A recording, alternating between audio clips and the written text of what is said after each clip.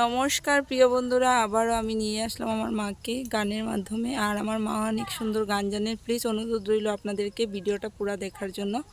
মা শুরু করো। নমস্কার।